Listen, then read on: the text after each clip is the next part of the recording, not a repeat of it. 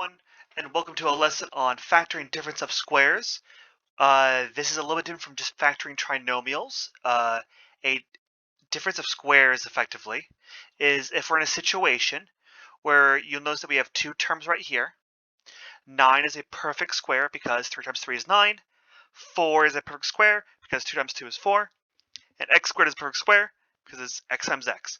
And notice that we only have two terms and they're both separated by subtraction. So there's an interesting shortcut that we can do with these difference of squares. And I'm going to show you guys that, but first I'm going to show you how to solve this normally, okay? In case you forget. So first off, understand that there is a term in the middle. It's just a 0. So right now we don't see anything, but we could put a 0x.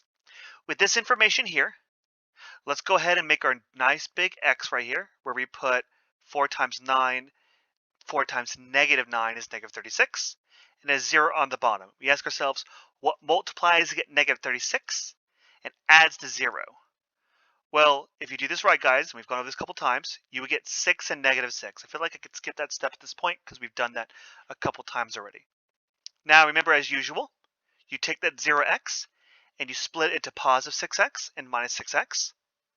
And we can do this in multiple ways. You do the next step by either grouping or the box method. We're going to do the box method. So we have 4x squared, 6x, minus 6x, minus 9. And now we're just going to fill on the outsides like usual, right? So we're going to put 2x down because 2 goes into 4 and 6. It's the greatest common factor. And x, there's an x squared here and x, so we're going to put an x right there. Now 2x times 2x is 4x squared, so I'm going to do that right here. 2 times 2 is 4. X times x is x squared. Then I can put a 3 up here because 2 times 3 is 6. And we already have an x right here, so I need to put a thing right there. And then 2 times negative 3 is negative 6. And I don't need to put an x over here because we already have an x right here to give us our x. And you notice that we are correct because negative 3 times 3 is negative 9. Now, our final result looks like this. You'll notice things are very, very similar. And that is because we're dealing with a difference of two squares, where we have the same numbers, the same terms, except there's a plus and a minus that is the difference between the factors.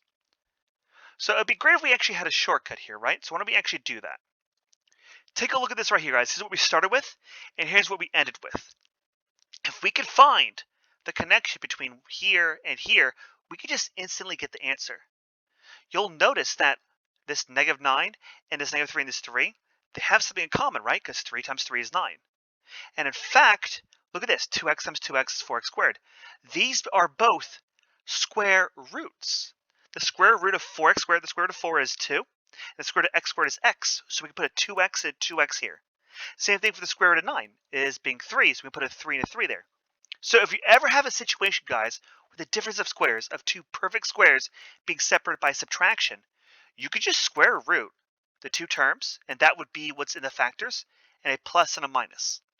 So let's see a few examples of us just using that shortcut, right? So I have 25x squared minus 16. I could square root 25x squared. The square root of 25 is 5 because 5 times 5 is 25. And x squared just becomes an x. Meanwhile, the square root of 16 is just going to be 4.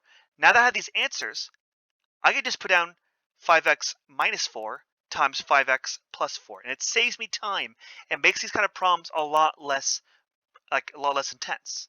Let's try one more example though. How about x squared minus 81? See, 81 is a perfect square.